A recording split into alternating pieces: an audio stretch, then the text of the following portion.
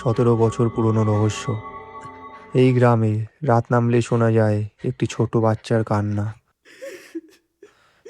সে কান্না যেন কোনো সাধারণ কান্না নয়।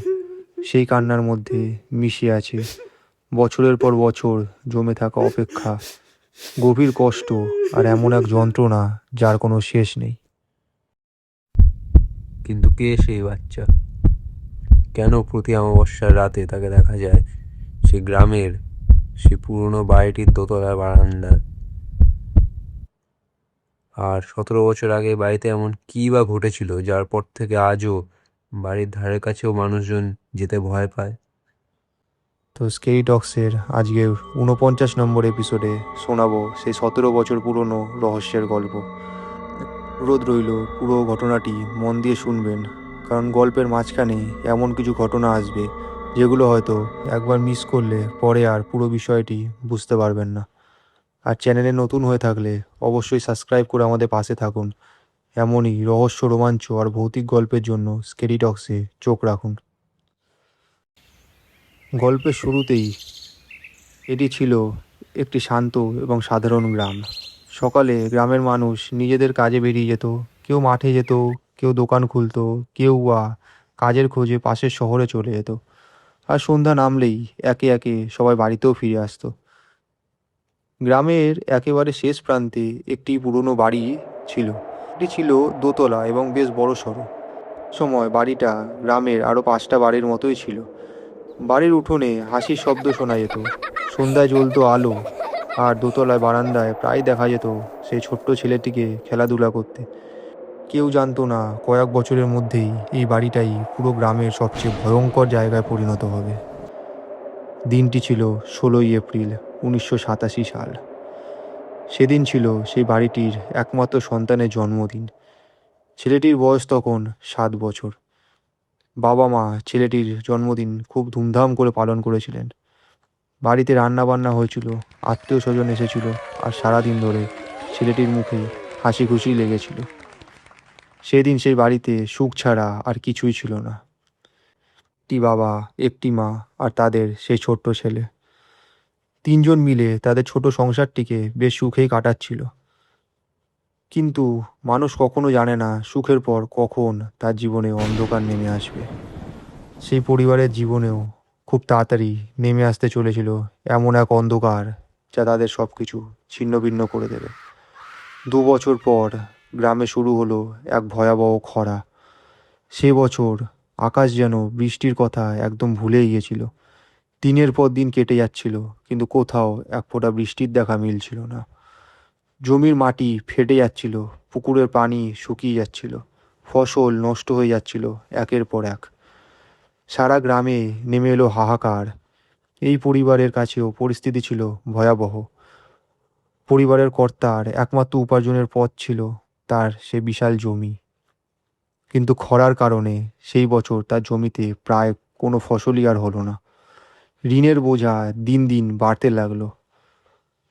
শেষ পর্যন্ত এমন এক পরিস্থিতি হলো যে নিজের জমিটি সে বিক্রি করে দিতে বাধ্য হলেন। অল্প কিছু টাকার বিনিময়ে নিজের জমি অন্যের হাতে তুলে দিয়ে তিনি পাশের একটি কারখানায় কাজ করা শুরু করলেন। একটি পরিবার যখন বিপদে পড়ে তখন স্বাভাবিকভাবেই সবাই একসঙ্গে থাকারই চেষ্টা করে, কিন্তু এই পরিবারের কপালে যেন সেটি লেখা ছিল না। হঠাৎ একদিন সেই পরিবারের গৃহিণীর জীবনে ঢুকে পড়ল অন্য একজন মানুষ। পাশের গ্রামের এক জমিদারের সঙ্গে তার সম্পর্ক তৈরি হলো। এরপর থেকে সংসারে শুরু হলো ঝগড়া, প্রতিদিনের অশান্তি আর কান্না। স্বামী স্ত্রীর ঝগড়ার সেই শব্দ প্রতিদিন শুনতো সে ছোট্ট ছেলেটা। তার বয়স তখন মাত্র 9 বছর। একটা শিশুর মনে সেসব দৃশ্য কতটা গভীর দাগ কাটতে পারে সেটা হয়তো আমরা বাইরে থেকে কখনো বুঝতে পারি না। কয়েক মাস এভাবেই চলার পর একদিন সেই মহিলা তার সন্তান আর স্বামীকে ছেড়ে চিরদিনের মতো চলে গেল। ভেঙে গেল সেই সুখের সংসারটি। যে বাড়িতে মাত্র 2 বছর আগেও হাসির শব্দ শোনা যেত, সেই বাড়িতে এখন শুধু ঝগড়া আর কান্নার স্মৃতি। সবচেয়ে বেশি ভেঙে পড়েছিল ছোট্ট ছেলেটা। মা হঠাৎ চলে যাওয়ার পর তার জীবনটা কেমন থেমে গেল। সময় মতো খাবার জুটতো না, স্কুল যাওয়া বন্ধই হয়ে গেল। সারাদিন সে ঘরের ভেতর বসে চুপচাপ করেই দিন কাটাতো। আর তার বাবা আর তার বাবা ভোরের আগেই কাজের জন্য বেরিয়ে যেতেন, ফিরতেন অনেক রাতে। দিনের পর দিন সেই বিশাল বাড়িতে একা থাকতো সেই ছোট ছেলেটা। চারিপাশে এত ঘর, অথচ কথা বলার মতো একজন মানুষও ছিল না। ধীরে ধীরে সে সম্পূর্ণ একাকিত্বের মধ্যে ডুবে গেল। কিন্তু ছেলের কষ্ট দেখার মতো মানসিক অবস্থায় তার বাবাও আর ছিলেন না। একাকিত্ব আর হতাশা তাকে ধীরে ধীরে খারাপ সঙ্গের দিকে ঠেলে নিয়ে গেল। শুরু হলো নেশা, তারপর জুয়া। কখনো কখনো এমনও হতো যে সারা রাত বাড়িতেও তিনি ফিরতেন না। তখন সেই ছোট ছেলেটা সে অপেক্ষা করত। রাত বাড়ত, চারিপাশের বাড়িগুলোয় আলো একে একে নিভে যেত, পুরো গ্রাম ঘুমিয়ে পড়ত, কিন্তু ছেলেটা তখনও জেগে থাকতো। বাড়ির দোতলায় বারান্দায় বসে এক দৃষ্টিতে রাস্তার দিকে তাকিয়ে থাকতো। হয়তো সে ভাবতো আজ বাবা ফিরবে, আজ দরজায় কড়া নাড়ার শব্দ হবে, আজ বাবা তাকে ডাকবে। কিন্তু সে ডাক আর কখনো শোনেনি। এক রাতে নেশাগ্রস্ত অবস্থায় তার বাবা কয়েকজন বন্ধুর সঙ্গে ভয়াবহ ঝামেলায় জড়িয়ে পড়লেন। কথা কাটাকাটির মধ্যেই শুরু হয়ে গেল ঝামেলা। খুব দ্রুত সেটি হাতাহাতিতে পৌঁছে গেল। তারপর একজন তীক্ষ্ণ অস্ত্র বের করলো আর কয়েক মুহূর্তের মধ্যেই সেই অস্ত্রের আঘাতে ছেলেটির বাবাকে মাটিতে লেটিয়ে ফেললো। সেই রাতেই শেষ হয়ে গেল তার জীবন। কিন্তু বাড়িতে থাকা সেই ছোট্ট ছেলেটা কিছুই জানতো না। সে তখনও দোতলার বারান্দায় বসেছিল, অন্ধকার রাস্তার দিকে তাকিয়ে, বাবার ফেরার অপেক্ষায়। তারপর একের পর এক রাত কেটে গেল, 2 রাত কেটে গেল, তারপর দিন। কিন্তু বাবা আর ফিরল না। কেউ তাকে কিছু জানালোও না। কেউ এসে বলল না তোর বাবা আর কোনোদিনও ফিরবে না। ছেলেটি অপেক্ষাই করতে লাগলো। এরপর কেটে গেল কয়েক মাস। এক রাতে গ্রামের একটি মুদি দোকানদার দোকান বন্ধ করে বাড়ি ফিরছিলেন। রাত তখন অনেকটাই গভীর, গ্রামের চারিপাশ নিস্তব্ধ। হঠাৎ দূর থেকে ভেসে এলো একটি বাচ্চার কান্নার শব্দ। লোকটি থেমে গেল, কান পেতে আবার শুনল। হ্যাঁ, এটা একটা ছোট ছেলের কান্নার শব্দ, কিন্তু কান্নার মধ্যে যেন কেমন একটা গভীর কষ্ট, যা কোনো জীবিত মানুষের কান্নার মতো মনে হচ্ছিল না। লোকটি ধীরে ধীরে শব্দের দিকে এগিয়ে গেল।